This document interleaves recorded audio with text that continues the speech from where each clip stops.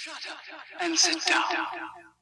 Hello, my friend. You are listening to the Dance Studio Scaled podcast, the number one place for innovative marketing, retention strategies, and business growth ideas made just for dance studio owners. Now, this isn't your average business podcast. We're here to shake things up, simplify the hustle, and focus on real, actionable insights. I'm your host, Jen Dalton, and after 30 years of running studios, coaching owners, and scaling businesses, I know one thing's for sure. There's no one size fits all in this industry. You've got the passion, and I've got the tools to help you take it to the next level. So hit that subscribe button, grab a coffee, and let's scale your studio together. Welcome back to this next season of the Dance Studio Scaled podcast. Oh my goodness, this has been the longest break that I have taken from the podcast. I have had time off over the Christmas break, and I honestly have spent a lot of time really contemplating what this new season is going to look like. It is completely intentional. I know from the feedback you share with me, I know from my own experience as an avid podcast listener, that when you put time aside to press play, you are not just looking for more noise in your life. You're actually looking for something that makes a difference or makes you think or makes you laugh. And my intention with this podcast has always been simple. Every episode should impact you in some way. Now, sometimes that impact will be educational. You know, I love a good step-by-step and a clear structure. Sometimes it will be encouraging, sometimes it will be grounding, and sometimes it will simply be a reminder that you're not alone in what can be a very lonely role. Every word that I share here is considered. There's no gatekeeping, there's no filler, there's no rushing content just to stay visible. I also hold myself to a high standard to make sure that what I am sharing is ahead of what most people are talking about and genuinely useful for where studio owners are right now, not where they were 5 years ago. So my goal is that you can finish an episode and either implement something straight away, shift how you think about your business, or simply feel steadier, clearer, and less alone.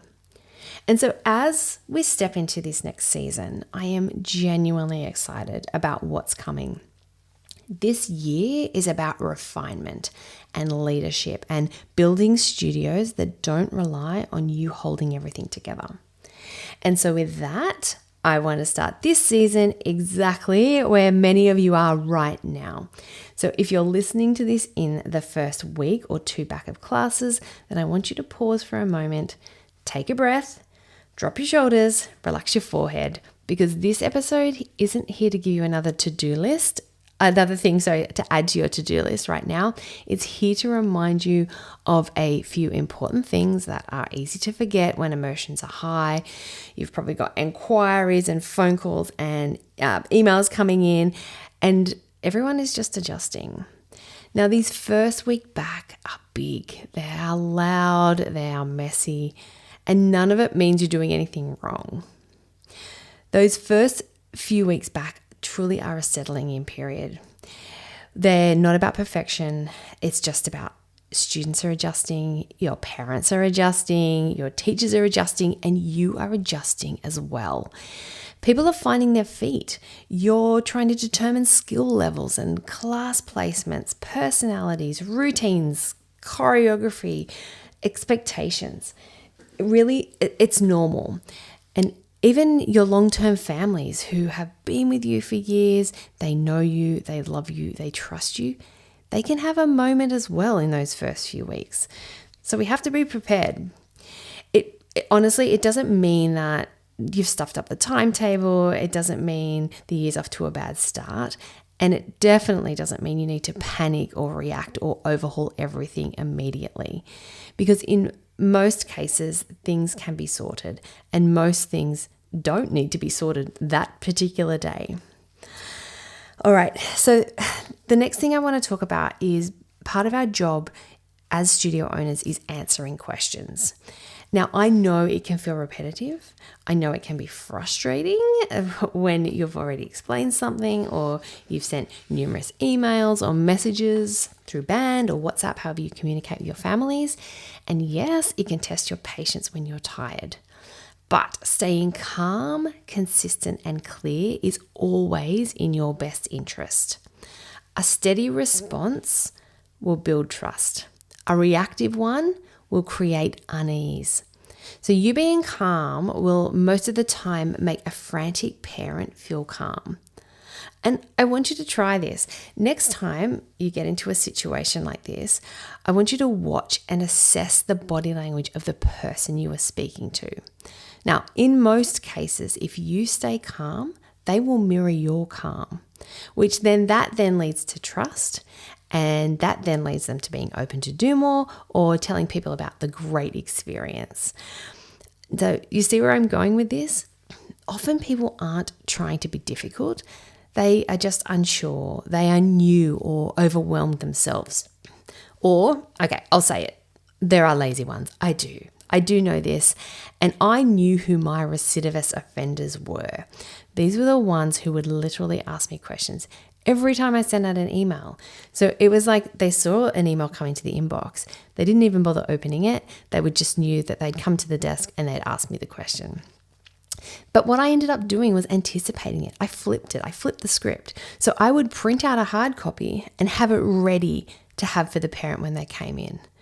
I even in some cases would write on the top of it, Jane, this is one you need to read. So make sure you open it. And then I'd put a smiley face. And I know what you're thinking. Like, I don't have time for this, or I'm enabling this behavior.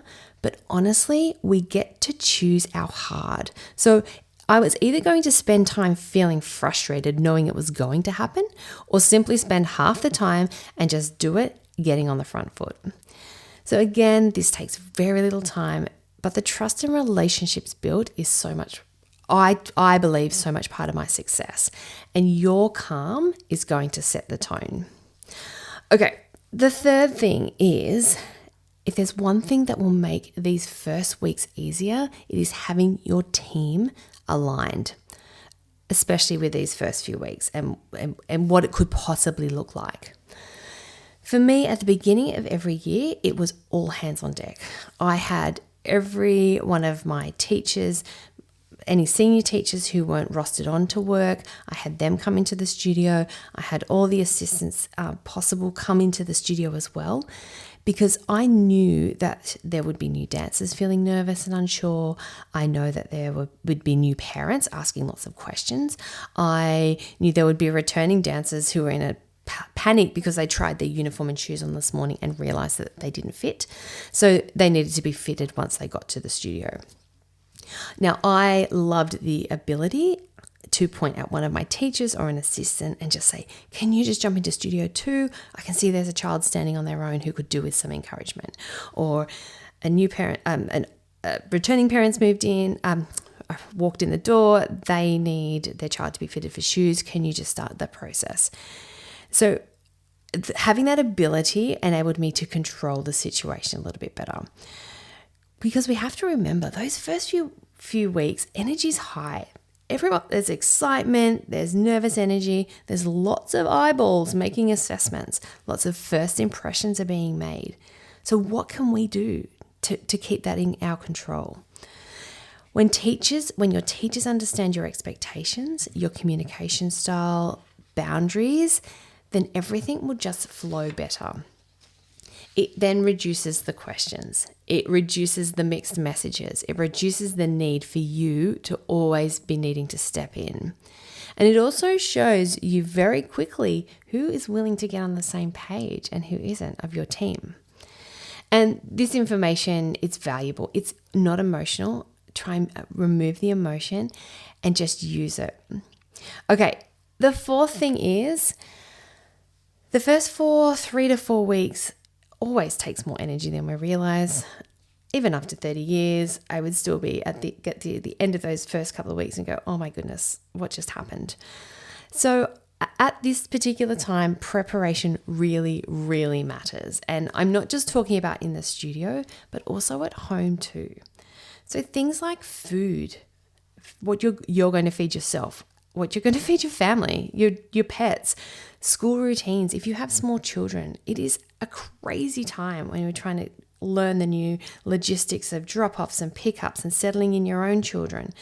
Then there's the pickup of like the family logistics, like organizing other people. I know what you do. It's crazy what we have to do at this particular time. But it really isn't about being perfect. It's about removing friction where you can, so you're not having to make those 100 decisions before 9 a.m. Preparation at this time really protects your energy. And on a side note, I'll just let you know that I'm a bit of a type B parent, and there was many a first day of going back to school and there wasn't bread in the cupboard for me to make my children a sandwich. So it's okay. They survived. We all survived. But it is important to try and get ahead or on the front foot where you can. All right. Number 5 is, not to let those loud few drown out the many good. I know there are some demanding parents out there and demanding students out there. And honestly, it feels like there's getting more and more. But there is also a lot of wonderful, supportive and respectful families. And often there are far more of them. But where you place your focus is going to matter. So if you're fixating on the difficult interactions, everything is going to start to feel hard and heavy. And if you choose to notice the positives, the thank yous, the wins, then the load will feel lighter. Now, they both exist. You get to choose which one leads your thinking. I also appreciate how hard this is because we do focus on the ones who are complaining and wanting and demanding. I get it. So I'm just here to be a little voice in your head when this starts to happen. Just focus in on all the things that you are doing that people are loving you for. And they are telling you all the time. We just don't take it and hear it. So this is your permission. I'm your little voice in your head. Listen to those thank yous and to the wins. Okay, the next thing is to regulate yourself before you react. So this one's simple but powerful. If something feels triggering or stressful, I just encourage you to pause. Again, I want you to take a deep breath, drop your shoulders and relax your forehead because you don't need to respond immediately. You don't need to solve everything in that moment. Just because someone wants something or they're demanding of something doesn't mean you have to do it. Calm leadership always outperforms a rushed reaction. And you've probably heard the story of my least proud moment where I lost my cool at the studio in front of probably about 50 families and staff. And honestly, it achieved nothing except me being able to still talk about it now. I truly think nothing actually annoys someone in a situation like that more than you not reacting, though you not meeting them where they're at. And so I will always flip like my thinking now if ever I'm confronted or, I just like, it's probably going to annoy them more if I just smile at them and just nod and go with them. And I'm just happy to go with that. All right, lastly, I just want to remind you of this. We're here to teach dance. We're here to mentor. We're here to lead, share music, create our creativity, passing on passion and confidence. We're not brain surgeons. No one's life is at risk if a class placement needs adjusting or a question needs clarifying. It's all going to be okay. In fact, it's actually going to be great. You started this studio for a reason, and the first week back don't define your year ahead. It's just simply the start. And in a way, the chaos is like, it builds excitement as long as it's controlled. But I think it's good to have that energy to get started for the year. All right, as we finish out, my wish for you as we head to this new season is that your business feels more easeful, more fulfilling, and more aligned with the life that you're actually trying to build. Not perfect, not quiet all the time, but steady, intentional, and sustainable. So when things start to feel heavy or hard or noisy, come back to this podcast. Let it be the place where you pause, where you can reset and remember the bigger picture. Guys, I don't know if it's because I'm getting old, but the reality that life is short is so real. And while goals matter, so does enjoying the road as you're getting there. You don't have to rush this. You don't have to carry it alone. And you're allowed to want a business that supports you and not just demands from you. So I'll be thinking of you, all of you, over the next couple of weeks. You've got this. I know it's going to be a lot, but think about that exciting energy that you're going to be bringing. Now, I would love for you to share this episode with a business bestie. The more ears I can get into, the more impact I can have. All right, everyone, have a really great week, and I'll catch you on the next episode. Thanks for tuning in to the Dance Studio Scaled podcast. Now, if you enjoyed this episode, be sure to hit subscribe, leave a review, and share it with other studio owners who would love it too. And let's keep the conversation going. Follow me on Instagram at Jen Dalton for more tips, insights, and behind-the-scenes moments to help you simplify and scale your studio. Until next time, keep dreaming big and taking action. I'll see you back here soon.